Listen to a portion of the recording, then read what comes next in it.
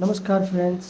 आज हम चर्चा करेंगे होम्योपैथिक दवाइयों के द्वारा whooping कफ, क्रोप कफ, इस प्रकार की भी बीमारियों के लिए बहुत अच्छी अच्छी दवाइयाँ होम्योपैथिक में आती हैं, जिनमें से एकोनाइट एक अच्छी दवाई है, एसिटिक एसिड भी एक अच्छी दवाई है, एल्यूमिना, एम्ब्राग्रेसिया और एंटिम्प्रूडम, एंटिमटाट, अर्जेंटम मेटालिकम, बेंजोइक एसिड और बेरेटाकार, इस प्रकार की कई दवाइयाँ ऐसी हैं, कैप्सिकम है, ब्रेविनिया है, अर्सेनिक एल्बम है और चाइना है।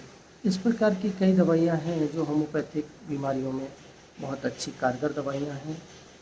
मित्रों, आप लक्षणों के आधार पर अपने नज़दीकी होम्योपैथिक चिकित्सक से संपर्क कर सकते हैं।